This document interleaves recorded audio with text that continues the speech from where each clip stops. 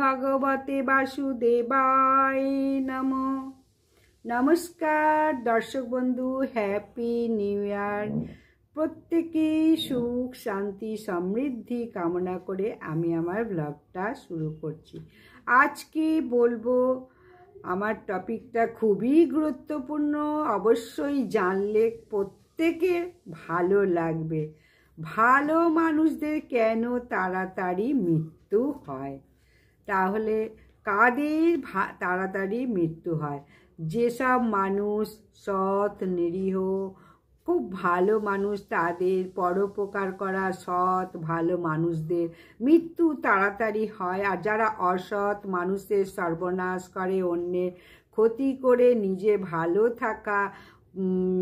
ভালো থাকতে চায়, তারা পৃথিবীতে অনেক দিন বাস করে। এটা কখনো কি ভেবে দেখেছো কেন তাদের ভগবান মৃত্যু দেয় না?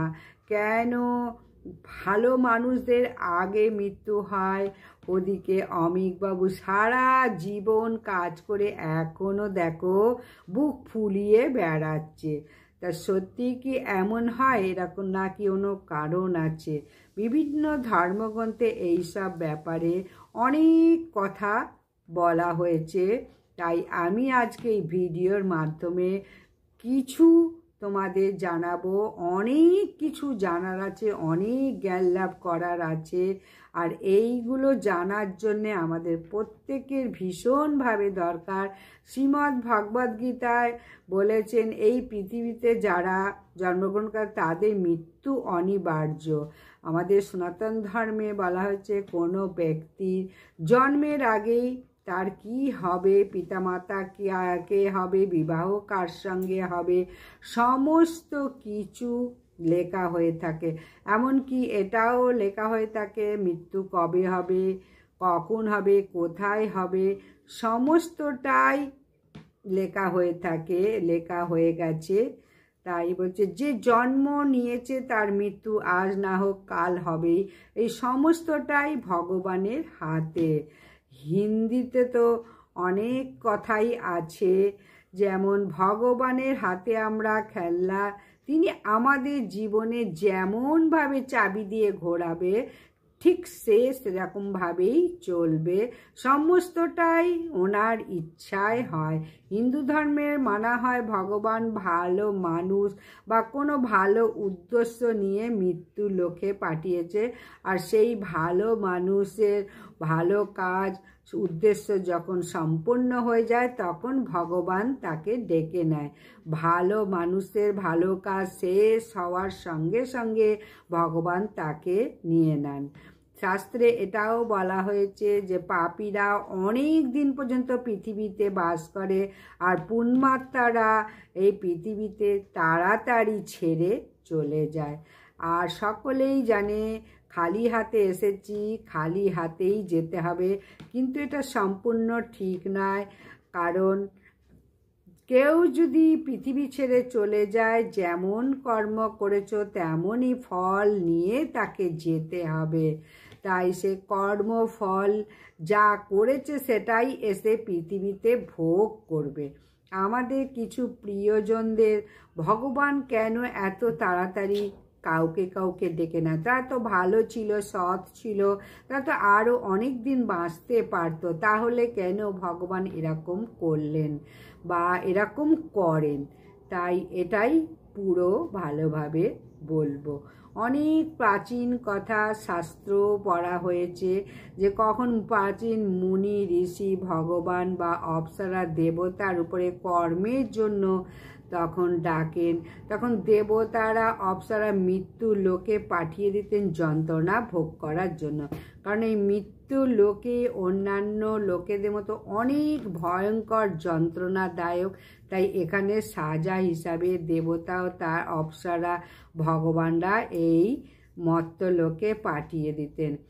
ভগবানদের কাছে পায়ে হাত দিয়ে বলতেন, যে তাদের যেন মৃত্যুলোকে না পাঠান। কিন্তু সমস্ত ব্রহ্মাণ্ডে এই মৃত্যুলোক না ভালো জায়গা না খারাপ জায়গা, একে আবার কর্মভূমিও বলা হয়। এই ভূমিতে যেমন কর্ম করবেন সেই রকম জীবন চক্র চলবে।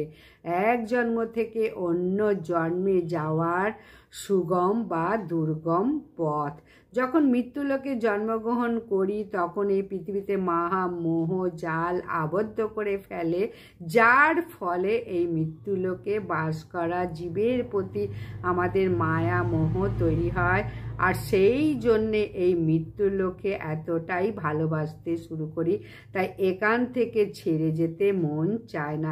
যত কষ্টই হোক না কেন ভগবানের কাছে বলতে থাকি, প্রার্থনা করতে থাকি, হে ভগবান, হে ঠাকুর, তুমি আমাকে এখনই তোমার কাছে ডেকে নিও না, আরও পৃথিবীতে কটা দিন আমাকে থাকতে দাও।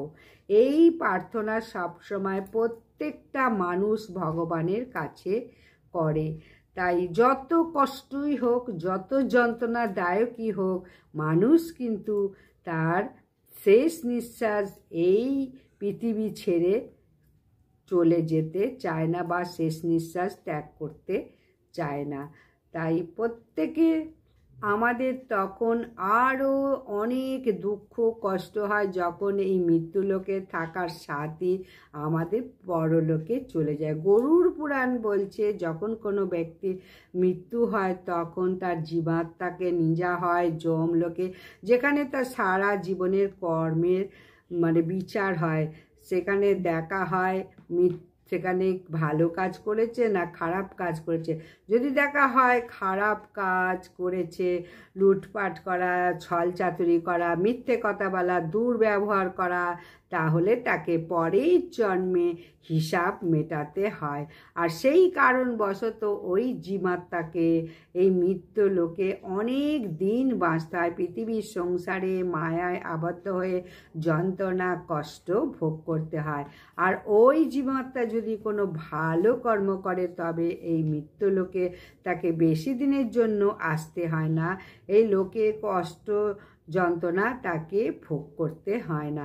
অনেকে ভাবে যে ভালো লোকের পৃথিবীতে আরও বেশি সময় দরকার আর খারাপ লোকেদের তাড়াতাড়ি চলে যাওয়া উচিত, কিন্তু ভগবান যা নিয়ম করেছে সেটাই অতি উত্তম। কারণ এই মৃত্যু লোকে অনেক দিন ধরে থাকা বা জীবন দান করা আমাদের জীবনের লক্ষ্য নয়। আমাদের জীবাত্মার একটাই লক্ষ্য এই মৃত্যু লোকে দুঃখ যন্ত্রণা কষ্ট ভোগ যাতে বেশি দিন না করতে হয়, আর যেন অনাদি আদি ভগবান পরমেশ্বরের কাছে যাতে পৌঁছতে পারে এবং মোক্ষ প্রাপ্ত হই।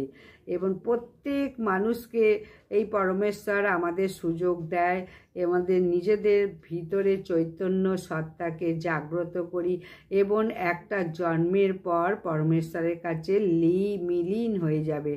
যদি কোনো মানুষ খারাপ কাজ করে তার চৈতন্য সত্তা ঊর্ধ্বের দিকে না গিয়ে নিচের দিকে চলে যাবে, তাকে আরও বেশি দিন পর্যন্ত এই পৃথিবীতে আসতে হবে, বেঁচে থাকতে হবে, পৃথিবীর যন্ত্রণা ভোগ কষ্ট পেতে হবে।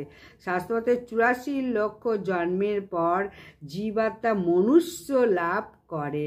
যদি কোনো জীবাত্মা প্রত্যেক জন্মে ভালো কাজ করে তবে 84 লক্ষ জীবনের আগেই পরমেশ্বর তাকে মুক্তি প্রদান করে।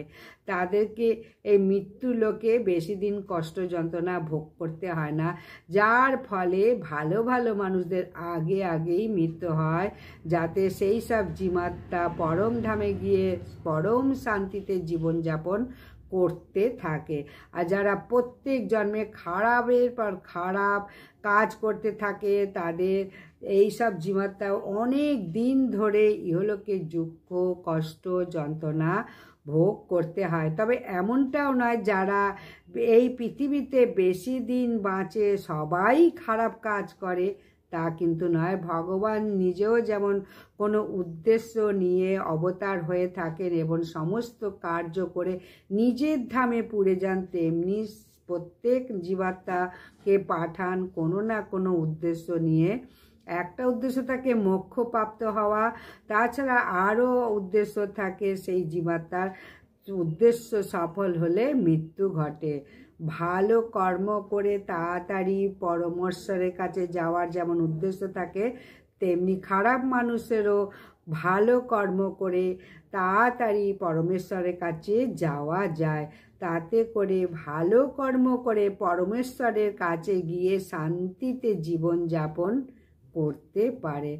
তাই প্রত্যেকের উচিত, শেষ কথা বলবো, ভালো কর্ম করা, ভালো কাজ করা, সমাজের কল্যাণ করা, সাধন ভজন করা, সেই পরমেশ্বরের ধ্যান করা, যাতে করে এই পৃথিবীতে বেশি দিন না থাকতে হয়, বেশিবার না আসতে হয় দুঃখ কষ্ট যন্ত্রণা ভোগ করতে।